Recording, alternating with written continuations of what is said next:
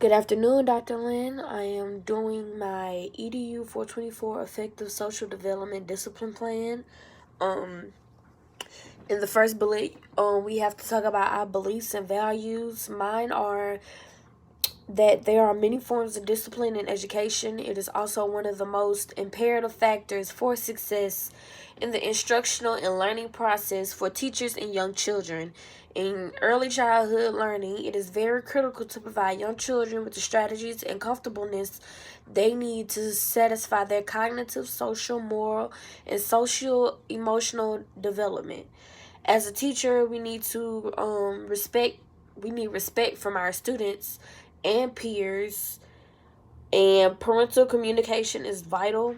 And knowing the cultural background, all of these things are essential to children's needs, abilities, likes, and dislikes, and parents' wishes involving their education. Next, we have the classroom design. The environment in my classroom will be an open and accepting one. A place where students feel comfortable asking questions and they do not have to worry about being judged. I do not believe there are many. I do not believe that there are any stupid. No such thing as stupid questions, and I want my students to be comfortable answering questions even if they know they are wrong. In my classroom, I will have a media center as far as the use of technology. Since it is an early childhood classroom, it would only be used occasionally, only because I'm pretty sure they get a lot of screen time when they're at home with their tablets or on the TV. So I plan not to use that too much in my classroom. I will use it, but I will use it to show students some cool things about about songs, anything that we're discussing. We can use YouTube to find. And next we will have the reading center. Literacy is where my students will be able to read and write. It's at this age I know they can grasp good habits as they're reading, and writing level is starting to grow. So my responsibility is to create a literate environment and then use the best tools available to teach the components of literacy. Um, the center will consist of an alphabet themed giant rug. Next to the rug will be two bookshelves with rows and rows of books to read. I would teach about each letter's name, sounds of the alphabet. They will work on spelling, writing, and recognizing their own name.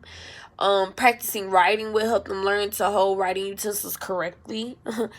At this point, they can understand and explain what the text is in a story. So, from illustrations to repeated nursery rhymes, respond to questions, and build new vocabulary and listening skills.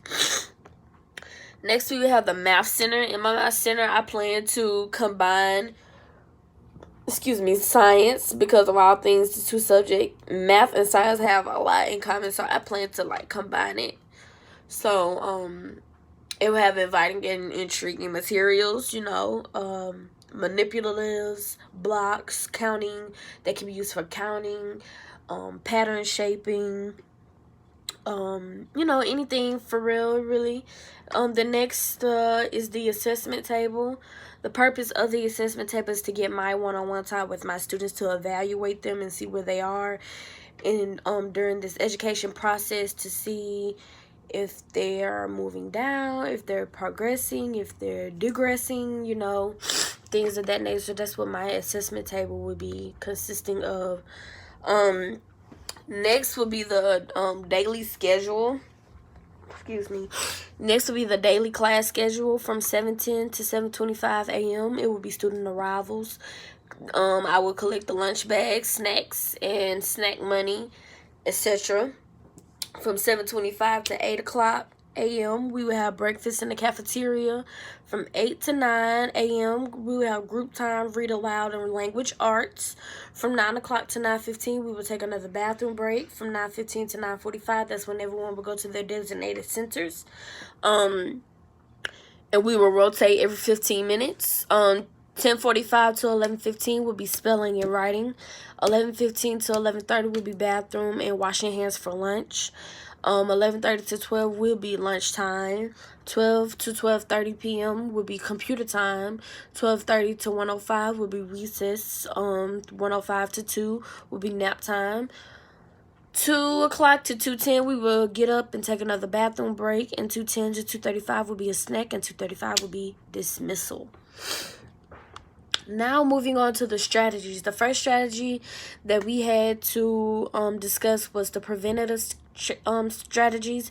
The classroom design and the classroom schedule also interprets with the preventative strategies.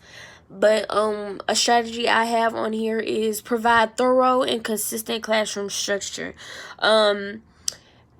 What that means is really managing transitions, because transitions can get chaotic. They can get they could just get chaotic, period.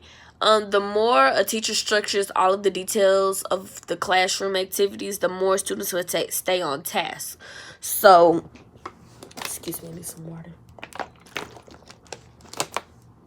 So, if routines are clear and rehearsed, activities flow from one another. So, it's really important to establish how the day is going to go at the beginning of the school year, so that that your students will already know what to do, what comes next, and they just know the routine. So it's a clear and smooth transition.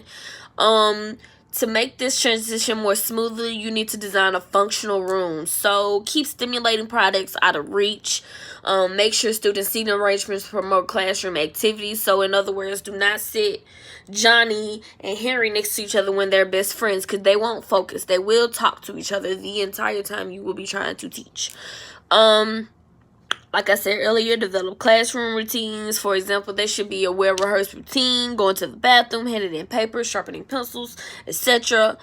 Evaluate your classroom. If misbehavior is more common during some activities than others, then develop routines that, that minimize the possibility of disruption. Focus on students before you start activities.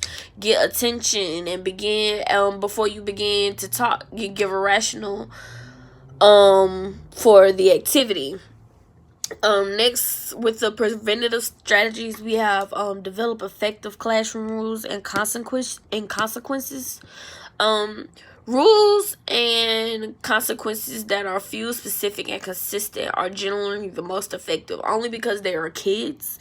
This is an early childhood classroom setting, so it's very important to make sure that your rules are simple, effective, and consistent and specific. State rules positively. Do not state rules negatively. This identifies the desired behavior for the child rather than just forbidding the undesirable one. To maintain a positive climate, rehearse rules before misbehavior occurs. Like I said before, it's a lot of things that you have to go over in the beginning of the semester, so your students know what will happen if this occurs, if misbehaviors occur. Always comment positively when the class complies with the designated rules. Another thing, we can develop classroom rules with the students. That way, involving students in the planning process increases students' motivation. Teach desired behaviors. Don't make up any silly rules saying, just a silly rule that says don't eat glue. Don't. Of course, they know they're not supposed to eat glue. So, teach and practice active listening with all the children. Students should be able to demonstrate the active listening posture, no talking, eyes on the teacher, hands in lap or on desk. If consequences are needed, stay firm, consistent, and matter of fact. Becoming angry and bargaining with students are counterproductive strategies that are often result in power struggle, and discuss the consequences beforehand. The next one we have to do is involve parents in the classroom. Parents are an important yet often overlooked key to preventative classroom management. The more parents are aware of classroom activities and feel connected to the school, the more effective discipline strategies will be. To keep parents in the loop, you can always send home good news for the parents about their child. Build a relationship with parents before problems occur. That's always a major key. Some teachers routinely inform a family when a child's behavior improves.